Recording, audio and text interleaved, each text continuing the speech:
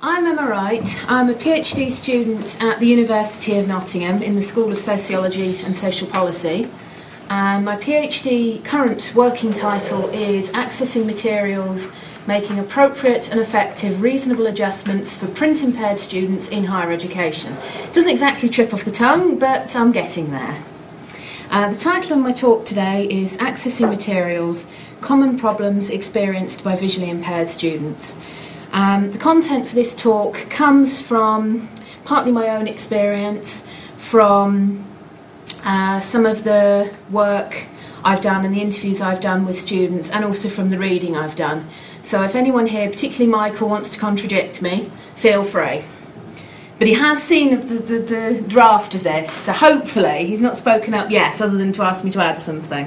And my email address is here as well, which is emmajane9@googlemail.com. But you should all have a copy of the handout, and that's on there. So if you've got any questions, feel free to contact me. Visually impaired people, you may use a number of methods to read text, one of which is magnifiers, one of probably the simplest, a handheld magnifier. A CCTV viewer, which is like a camera attached to either a PC monitor or a television or something like that. They do also make handheld versions, which are very expensive, which magnify text, but electronically. Some use photocopiers to enlarge from, say, sort of an A4 size to A3, but many find that these methods aren't appropriate and they need what are called alternative formats. Currently, only 4% of books are available in alternative formats, according to the RNIB, which means that 96% of books are only produced in standard size print. This is even worse when it comes to textbooks, because most of the titles that are produced in alternative formats are fiction titles. Common problems when it comes to accessing materials include non-text elements such as graphs and pictures, non-editable formats such as PDF documents, tables and mathematical formulae. Alternative formats include large print, which can be of various sizes, typically ranging from about size 14 up to size 36, but some people do read larger than that. Different font types. The preference tends to be for sans serif fonts such as Arial, Verdana, Comic Sans, but some again do prefer the other types, and for different colours. Electronic formats tend to exist on floppy disk, CD-ROM or via email. There's Braille, of course, and audio, either as a human reader, someone live speaking face-to-face to someone, or as a recorded format. When it comes to obtaining alternative formats, with large print, the photocopying, as I said before, is often inadequate. So the best way of creating large print is to start with an electronic file. The same goes for Braille. So for these, access is either to the original editable format. So if someone's typed a Word document, the best thing is to have a copy of that Word document electronically. You can scan a hard copy, you can take a printed piece of paper, put it in a flatbed scanner and run it through optical character recognition software, or you can convert non-editable formats, I should have used that word because I can't say it, such as PDF to editable formats, and there are various ways of doing that. The textual content of Word documents and other documents are fairly easy to convert into alternative formats. With Word, the sorts of things to remember are to use styles to create headings. Don't just reformat the text. Don't just say this sentence is bold and size 18. Actually use the headings there. So you define your headings and say this is heading 1 or this is a title or whatever. But don't make too many styles because that gets very complicated, particularly for Braille. And don't use text boxes. If you use text boxes, when you try and enlarge, you have to stretch the text box, and if it's a long document, you may have to stretch a text box 100 times for it to work. Doesn't do anything with Braille, and with screen readers, they sometimes get stuck in the text box and can't get back out again. So that can be a problem, so they're best avoided if possible. Non-text elements can cause problems, particularly for screen readers and Braille output. So the examples of these are graphs and pictures, which they either need describing or making into tactile diagrams, depending on what the user prefers. Talking about mathematics particularly, equation editor output isn't accessible. Math type is only accessible if converted into LaTeX or MathML, but I'll talk more about those later. This is an example of some equation editor output, and as you can see, the first one should say a plus b plus a over b equals 13. Instead, when you try and use a screen reader to read it, this is what it came out with. Don't know why it thinks it equals 1, not 13, but it doesn't work. And the second one should say x plus 5 square root equals 10. Instead, it ignores the square root. X, 5, 10. And the equals and just reads the numbers, so it really isn't much use. So when it comes to producing alternative formats, as I said, one way is to scan hard copies of documents. Now this is error prone, even with the latest optical character recognition software. It does tend to cause problems. One of the documents I had recently, words had changed, so and had become arid, modern had become modem, and I actually ended up, this is a couple of years now, but I wrote an essay on the modem world thinking it was something like the internet age because I didn't realise. Very embarrassing, I can tell you, but once I'd explained, they understood. And another common mistake is things like he and be getting swapped over. It's very time consuming to scan hard copy. You either have to keep turning the page, or you can photocopy every single page in the book and run it through a multi-feed scanner, but either way it takes quite a lot of time. It's labour intensive, and you do need to do some careful proofreading to check the accuracy of the documents, because as I said, these mistakes I've given the examples of here wouldn't be picked up by a spell checker, because they are actual words, but they're not the words they should be, so someone needs to look at those to make it work. When it comes to scanning hard copy, the Copyright Visually Impaired Persons Act 2002 allows people with visual impairments to scan hard copies of books if they have lawful possession or lawful use of a copy. So this could mean that you own the book yourself, you've gone out and bought the book, or that say your university library has copies of that book, then that counts as lawful use and you can make a copy. It's no longer necessary to ask the permission of publishers in advance, which is one of the biggest changes with this piece of legislation. Another party can do the scanning. It doesn't have to be an individual doing the scanning themselves, or it can be, but say a university or a voluntary organisation can do it on their behalf. And the book can be scanned in whole or just parts. There are no restrictions, you can take as much as you like. So unlike the original Copyright Act for everyone else that says you can only take something like 10% of the book, if you're visually impaired you can have as much or as little as you like. But unfortunately this legislation doesn't apply to those with dyslexia or other reading difficulties that might make it difficult to read standard print. They would still have to go to the publisher to ask for specific permission. Non-editable formats. The most common non-editable format is probably PDF or portable document format. Now a friend of mine calls these problem document formats, which makes me laugh. But if a PDF file contains text, it's not too bad. But sometimes PDF files contain a scanned image of text, in which case, as I'll explain later, you need to generally print off that PDF file and then run it through a scanner, which again is quite time consuming. But if it contains text, then it's usually possible to extract the text, often using special software programs.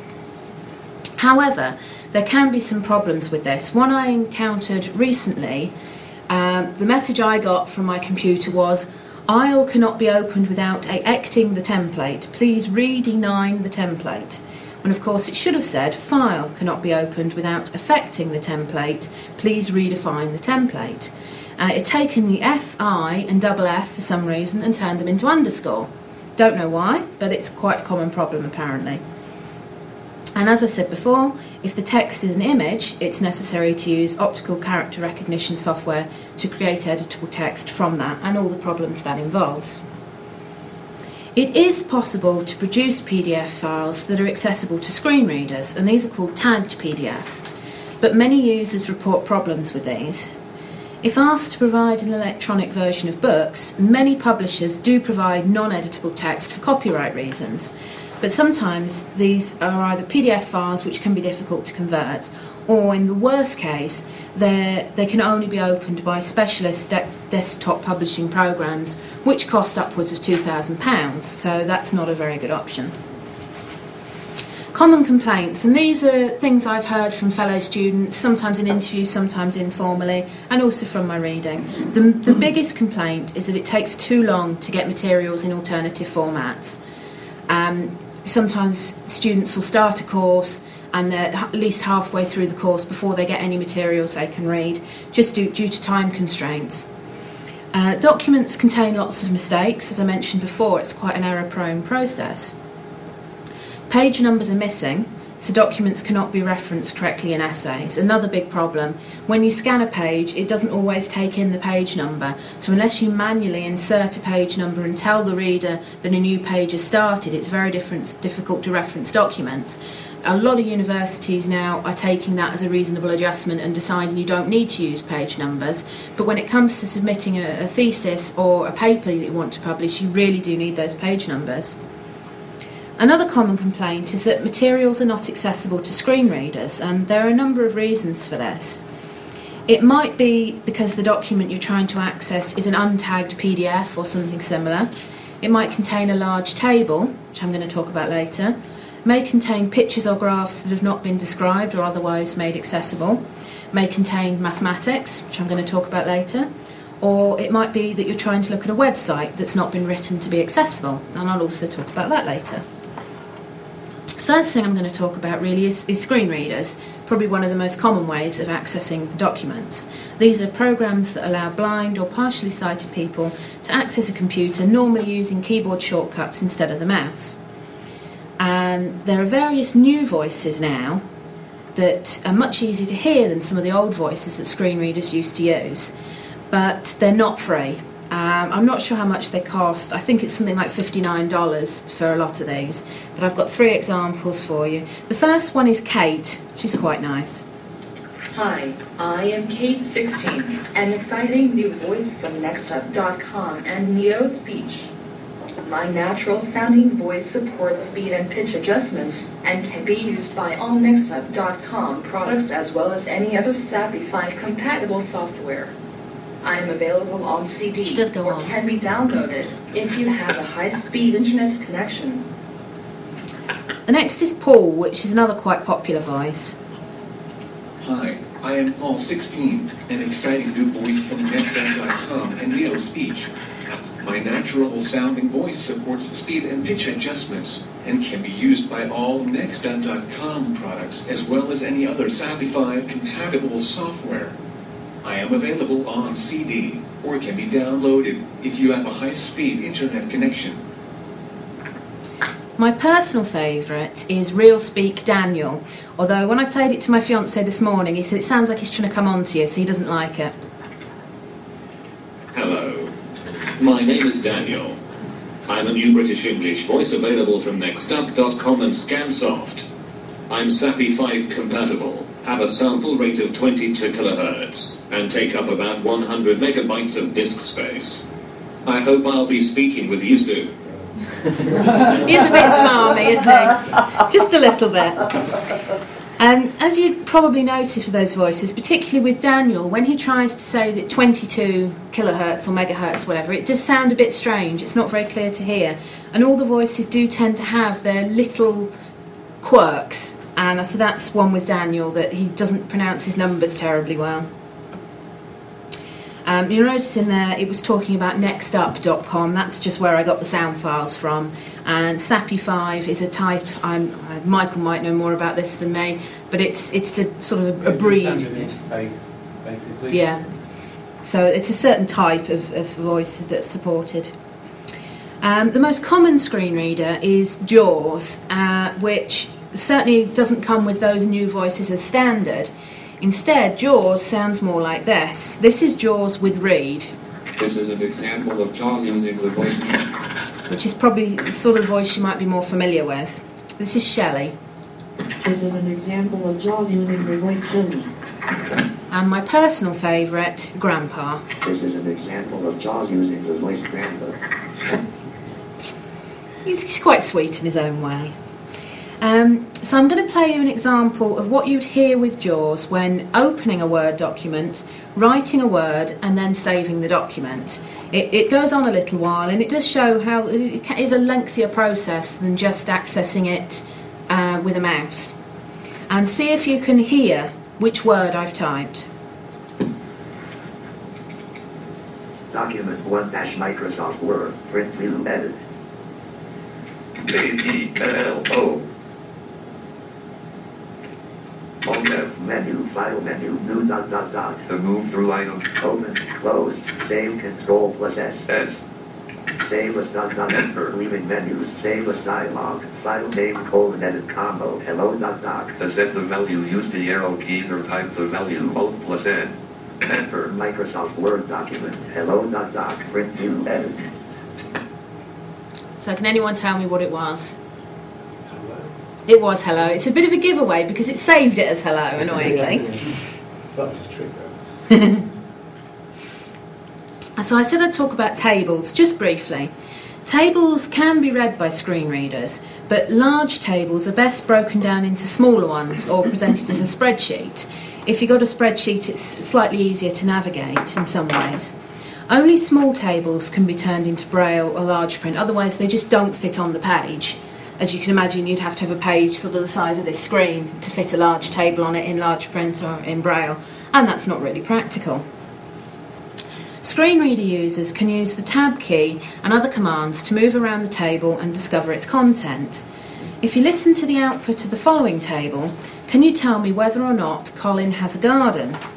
Now, I've used the tab key to get around this table, and you will notice that's a bit distracting because it shouts tab at you every couple of seconds.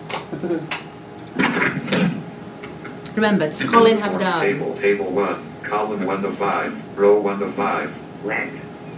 Tab, Alfred, tab, Betty, tab, Colin, tab, David, tab, bedroom, tab, 3, tab, 4, tab, 2, tab, 1, tab, bathroom, tab, 2, tab, 2, tab, 1, tab, 1, tab, garden, tab, yes, tab, yes, tab, no, tab, no, tab, garage, tab, no, tab, yes, tab, no, tab, yes, selected, column 5 of 5, last cell in table.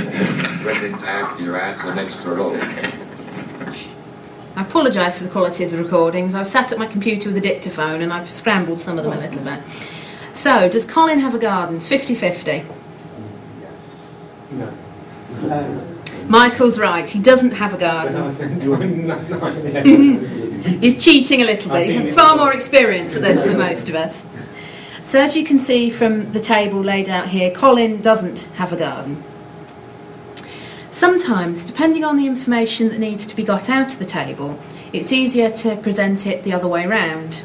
So some screen readers can do this, but not all of them, and not every user knows how to do it.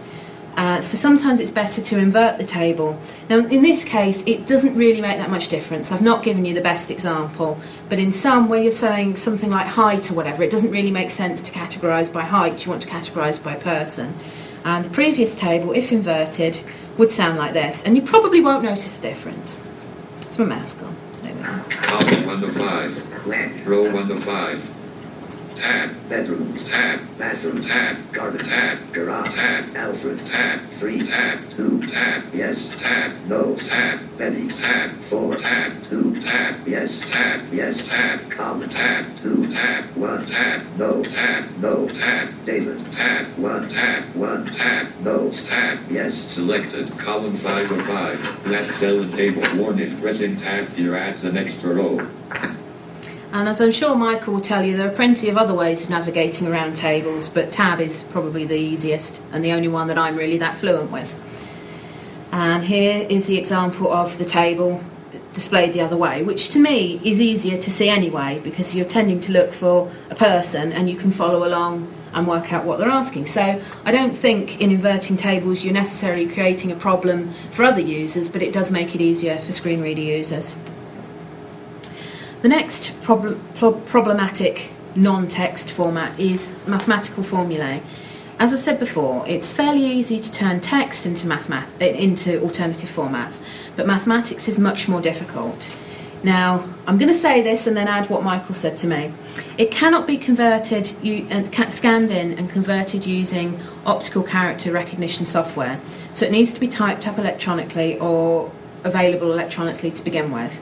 Now, as Michael said, there is actually now someone, I'm not sure who, I don't know if you remember.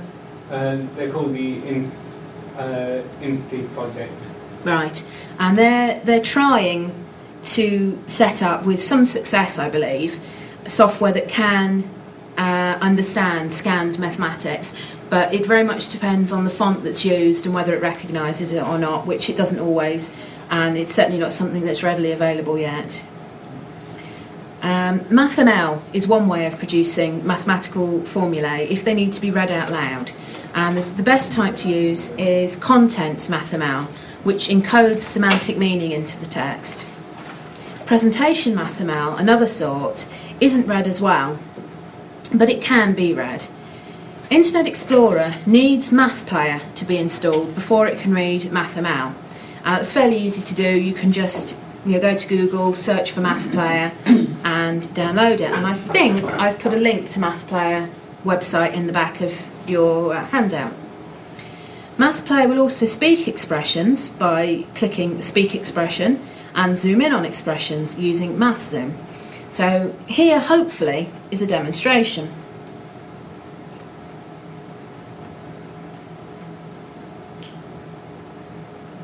Right, this is a document that's produced using MathML. And if I go here and right-click, you can see that one of my options is Speak Expression. A, B, C, D, E, F, G, H, I, J, K, L, M, N, O, P, H, Q, R, S, T, U, V, W, X, Y, Z. It's quite good, this. It's also particularly good for people with dyslexia because it does follow. It tracks as you go along, so it highlights each letter as you go along. It can read the Greek letters here. Hang on, not sure. That is another example. This is Math Zoom. I've clicked on it instead of right-clicking by mistake. So you can zoom in and it'll show you an enlarged version.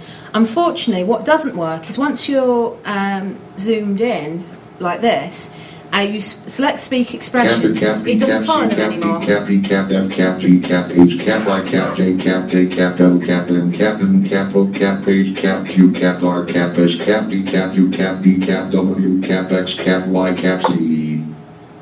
Just try and get rid of those. Now what I was trying to show you is how it will read the Greek. Alpha, Beta, Gamma, Delta, Epsilon, Zeta, Eta, Theta, Iota, Kappa, Lambda, Mu, Nu, Xi, Omicron, Phi, Rho, Sigma, Tau, Epsilon, Phi, Psi, Omega.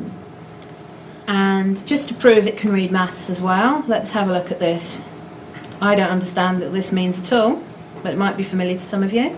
Sub superscript open, sum from K equals 1 to N of sub superscript D sub K super, M sub superscript B sub K super, M sub superscript, close sub super 2, M sub superscript, less than or equal to, open, sum from K equals 1 to N of A sub K also super 2, closed, open, sum from K equals 1 to N of B sub K also super 2, closed.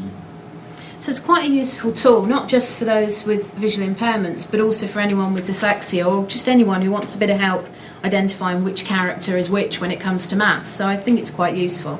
Now, the problem with just using Math Player is that if I go up here to where it says complex fraction and right-click, there's no option to read that because that isn't MathML, that's just normal text. So what you need to do, I'll work out where I am, is you need a screen reader then, and JAWS works quite well with MathML. It interfaces so that it works with Math Player so that it's... JAWS 40-minute mode, not in desktop, folder view.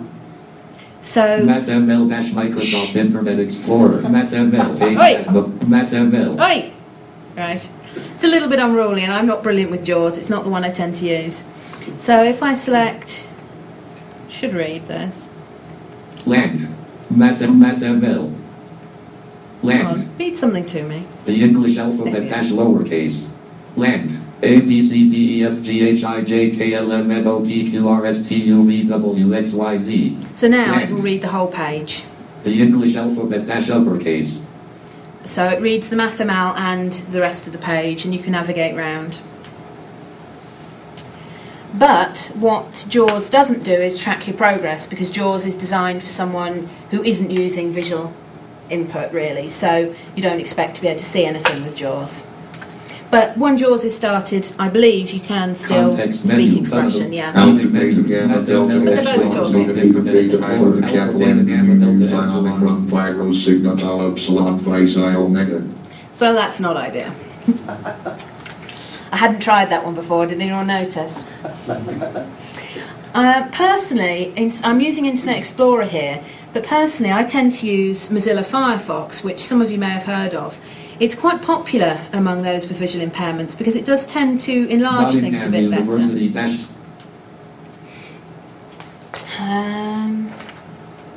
Right, I should have shut JAWS off for this, but anyway, let's go. So this page, as you can see, the main text has enlarged, but unfortunately the rest of these haven't enlarged. So if you're trying to look at this visually and need larger text, it doesn't actually work, and that's due to how the page has been written. But what I'm really talking about here is MathML, so let's find some MathML to look at in Mozilla. Now for some reason... one heading and no link. MathML examples heading level 1 math. Wait. Right. So we're back on the same page we were looking at a minute ago. We were looking at in Internet Explorer. We're now looking at it in Mozilla. In order to display MathML fonts, Mozilla technically can do it itself. It doesn't need a plugin like Math Player, but it does need you to install certain fonts, although because, as you've probably noticed, there's very different colours going on here. This computer's set up to me because I'm visually impaired and I can't see it very well. So it overrides the fonts on the actual page, although I think I can show you without that. Web search Control plus K to move through item. Options dialog. List view advanced 7 of 7. I can remember where it is. No, I can't find it. Where's it gone? Main. Is it in edit preferences if you're looking for? Yeah, she's in Tabs. Is it in content? Content. Content. Yes. I always get there in the end. Right, advanced. Fonts advanced button to activate. Press space bar. Alt plus D. Fonts allow pages Well, it to is. choose their It own should be fonts. displaying It's right. It not was. checked. I'm not Checked. sure what it's doing. Anyway, let's go back on that one. Firefox. It's changed the font now. You can see that instead of using my font, Verdana, all the time, you can see that it's actually displayed this in slightly different font now. So you've got the option of doing that or not, but I'm going to put it back to normal so I can see what's going on. Leaving menus, options dialog, list view content 3. Fonts dialog, fonts for allow pages to choose their own. MathML-Mozilla. And now it's gone back to being Verdana. Now the problem. It has for the non-Greek. I think the Greek is the Verdana version of Greek. I think it is slightly different. But Desktop, folder view, list view, JAWS 8.0. Not sure what I just did. MathML-Mozilla So it's quite different to the other version. The problem with it in MathML with JAWS is that it'll read that bit because that's normal text. It doesn't really like MathML very much, as you could probably tell. That was supposed to be the alphabet. I wonder what it does with the Greek alphabet. Let's have a look. Lang. The English alphabet dash uppercase. Oh, I've gone back to the top of the page for some reason. Lang. Lang. Lang. The Greek alphabet dash lowercase. Right, next one then. Lang. Ask question mark the question mark question mark question mark question mark question mark new question mark question mark question mark P question mark get. Well, as you can see, JAWS isn't terribly happy. Now, one way, in theory, of getting around this is to use the program that is created by the people who make Mozilla called Firevox, VOX, which in theory reads MathML. So I'm going to enable that. Add-off system, leaving menus, add-off, CLC-Firefox 4.9, MathML, Right, I have to confirm restart. post dialog, MathML-Microsoft. And hopefully I'll still have my web pages, fingers crossed. It didn't work this morning. HTML title. Right. Mail this page uses frames. Now as you can tell, JAWS is trying to talk at the same time, so I'm going to shut JAWS down. Mail this page uses frames. Right. HTML title. Now this now, what's talking now is Firevox. Now it should read this line, okay? Remember you have to highlight. Works slightly differently.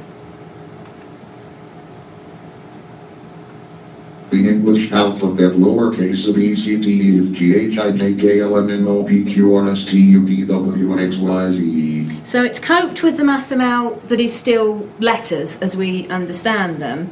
But let's see what it makes of Greek.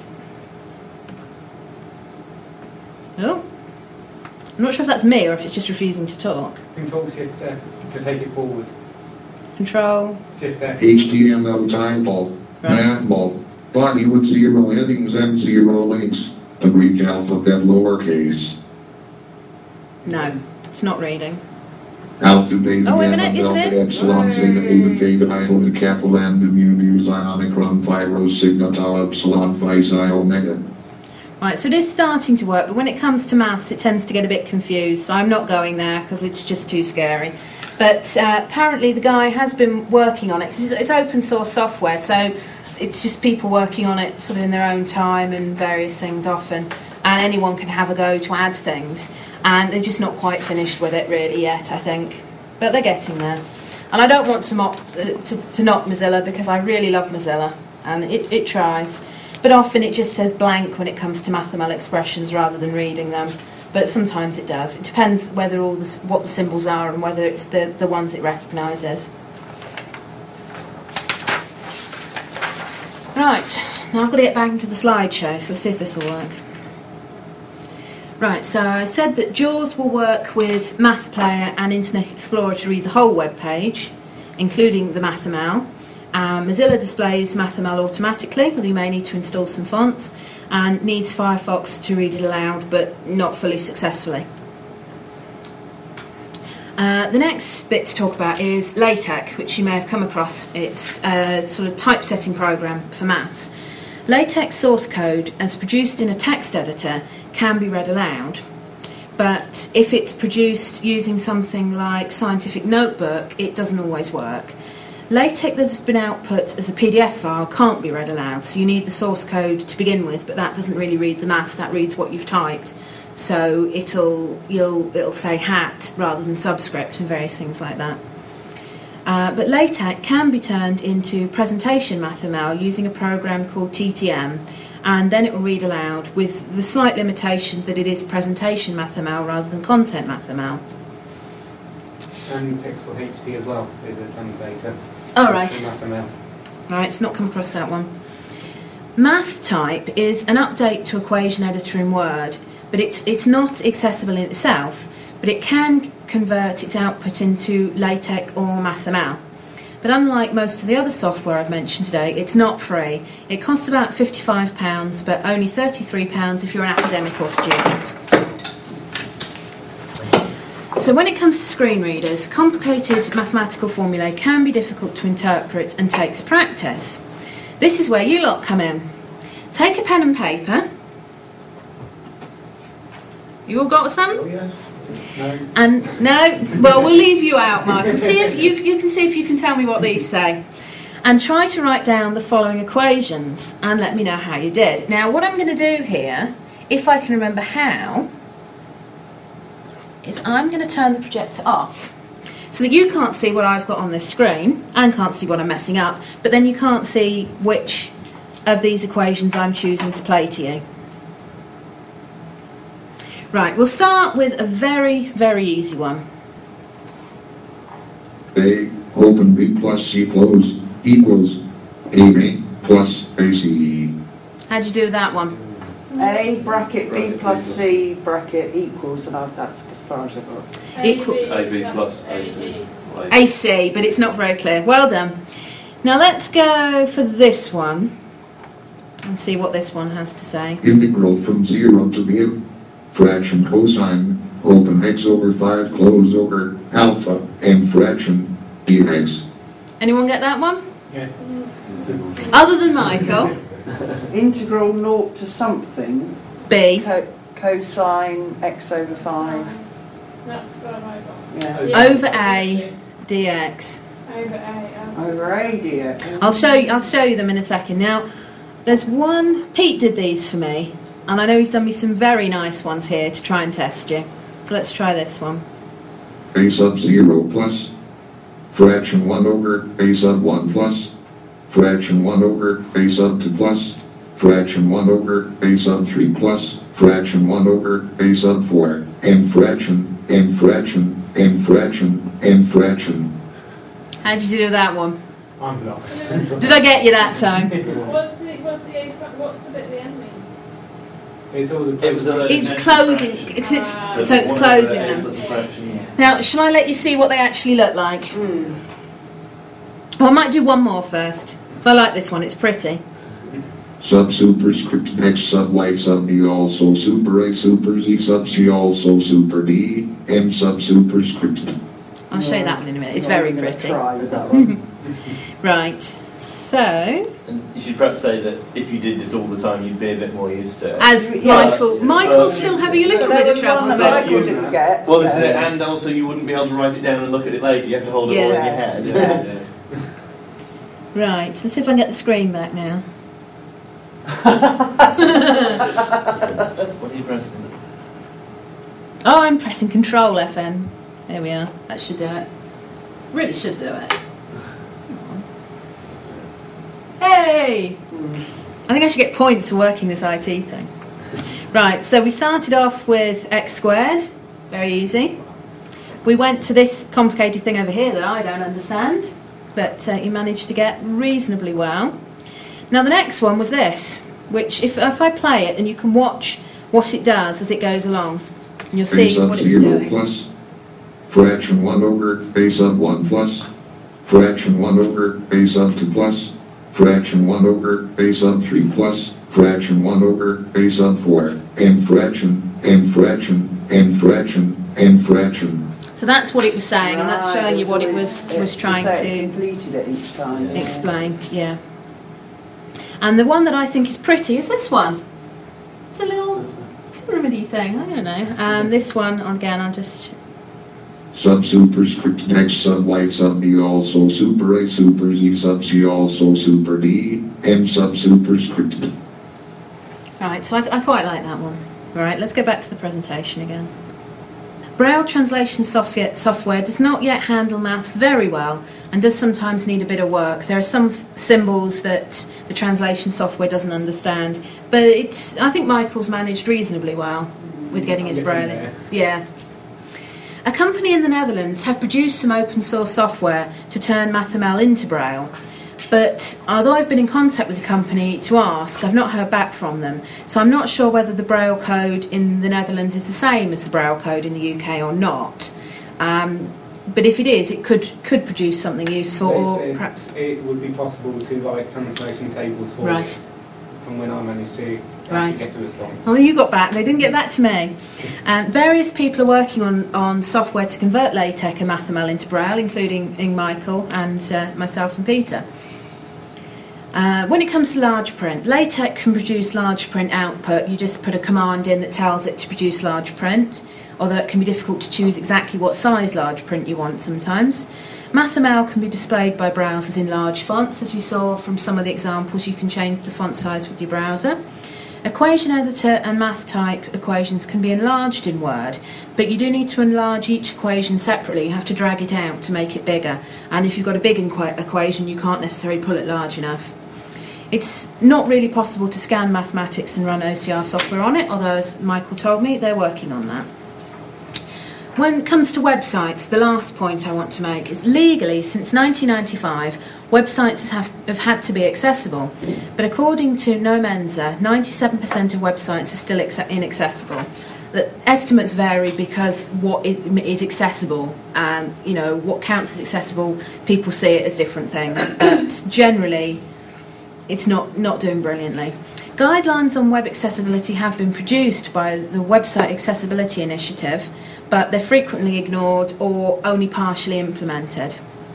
If designed according to their guidelines, screen readers can be used to gain full access to the web, and browsers such as Internet Explorer and Mozilla are capable of enlarging text on websites, but again, poor design can mean that settings are not applied properly. Plain text, no, that's a summary, we've gone too far. Right, I'm going to give you another demonstration if we've got time. How am I doing? Yeah, it's 20 past.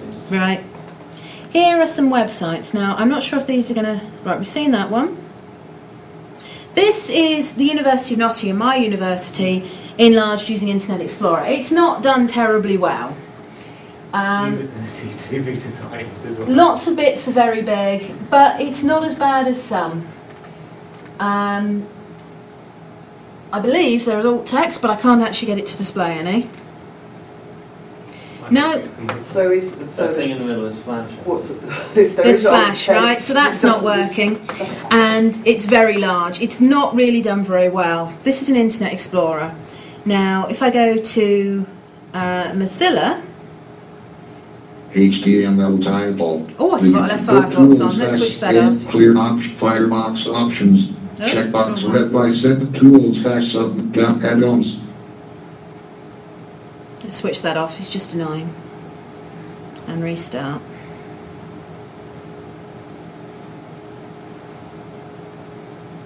I'll get there in a minute. Mozilla. Here we are. Right, this is the University of Nottingham in Mozilla. As you can see, the titles are reasonable size. Not as bad, certainly, as on the other page where they were far too big. But of course, there's still this big bit of flash in the middle, which is going to cause a problem. For me, my sociology website is particularly bad because of all these different funny size bits at the top, and various bits flash up and overlap. It's not terribly good.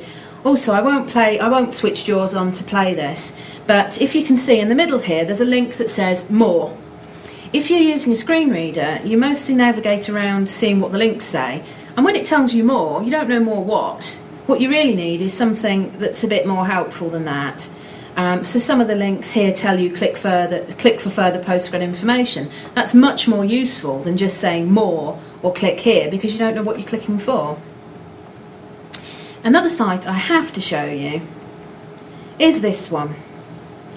Now, it's lovely, it's very pretty, but when you use a screen reader, the only bit it'll read is this along the bottom, which is sort of the footer. It tells you who it's produced by, their privacy policy, their email policy, and that's it. That's all it'll read. So it's not terribly good. No accessibility policy on there. No, you notice? Yes. Anyone surprised? So that's all I really need to say about websites. I could play about more, but we're a bit short of time, so we'll leave that be. Right. Pressing the wrong buttons here. 35. Right. What's it gone to? 31. So as I said, plain text is fairly easy to convert into alternative formats. PDF documents are often problematic, and generally the consensus is that they're best avoided if possible. Tables may need simplifying or inverting. Graphs may need describing or converting into tactile versions. Pictures may need describing. Mathematics is difficult but not impossible to convert, and there's no reason why websites should be inaccessible, but many are. And there's some various sources of further information for you. There's some guidelines for describing visual teaching material, the 10 Technovision's guidelines for making your documents Braille ready, helping students and lecturers manage visual impairment in materials science, not strictly relevant perhaps to this department, but there might be something there that helps. What are the technology issues involved in making math accessible? And there's a link to the WAI W3C guidelines. Also, attached to the back page of your handout is one of the cards that you can get from them on accessibility. So they just give you sort of the main, I think something like the top 6 points or something on accessibility. And if any of you want any more of those to give to anyone, I've got some of those.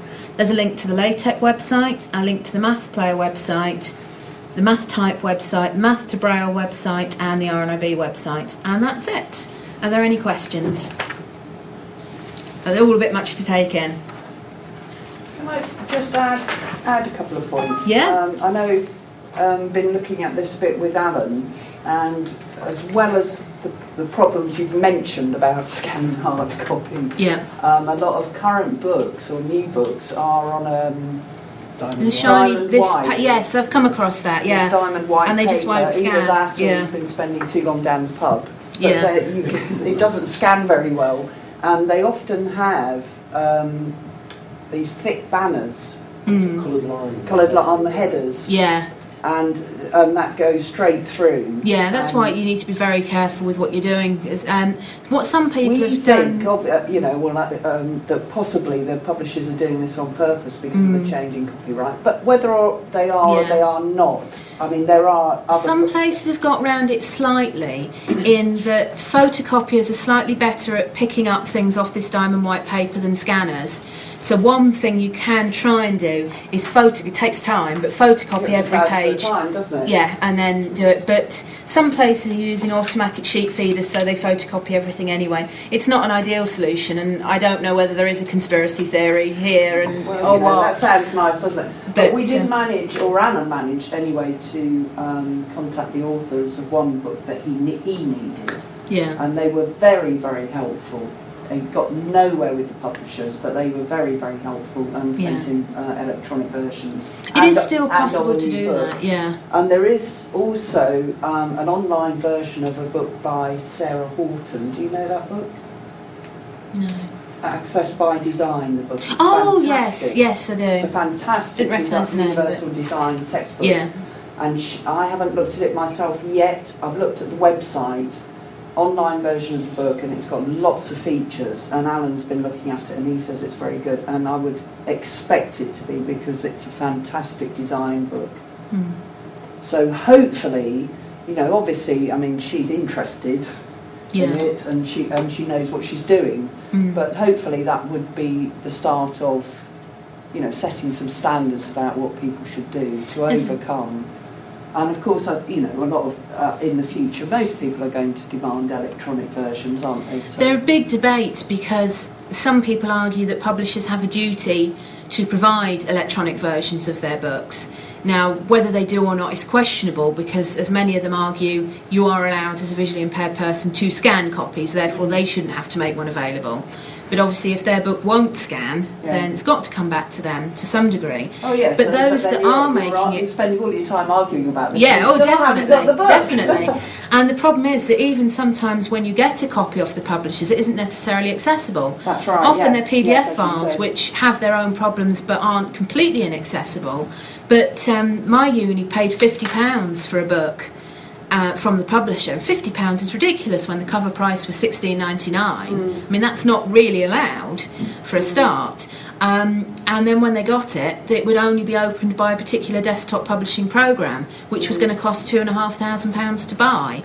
But the publishers, as far as they're concerned, they've met their obligation. They've provided an electronic copy, but it wasn't accessible to anyone, let alone someone who was visually impaired. But we were pleased that we made some progress, both by getting stuff from Jenny Chapman and by this thing that Sarah Horton's produced. And he also told me about, there's a big lawsuit in California about inaccessible websites. And again, we're hoping, what they do in California. Actually, there has been a website which has been successfully prosecuted. In California? I'm not sure if it was California, but there was one where it was a successful outcome. They have made it inaccessible and they needed to alter their way.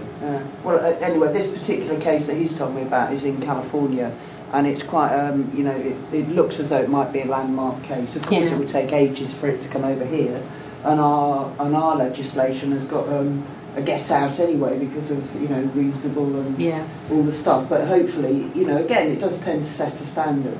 I mean, it is appalling how inaccessible some of these sites are. I've been going through some with Alan. You know, even ones that, you know, have got all the, you know, AA. Yeah, that's what's particularly disappointing is when they claim that they're accessible and they're not. You know, and they are good compared to like the one you've just shown us. Yeah. You can read a lot more of them, but there are still problems. And like the one you said with the where it says more. Yeah. Often they have search boxes. You get to a search box, you've no idea what you're searching or what you're searching for. So, you know, but hopefully it will. I'm thinking also on the topic of like electronic copies, there's also questions about the e-book system as well. That with all the copy protection that has built in. The what system, sorry? The e-books. Oh yes, yeah. That so like with the special readers and stuff, are they first of all accessible, and then there's all these security tags and what the situation is when visual and audio rights are sold separately.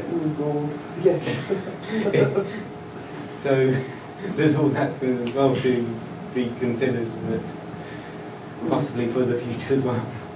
Well, I hope, I haven't had a chance to look at it yet, but I hope this Halton site is going to set a standard, or, you know, it's such a good example. Yes, but I think also it's likely that when, like, if any laws are put in place, that they need to be a bit more technology independent rather than just saying web pages. Yeah. Because it won't then cover e-books. Yeah. Okay. Any other comments, questions? Thank you all for coming. Thank I'm losing my voice now.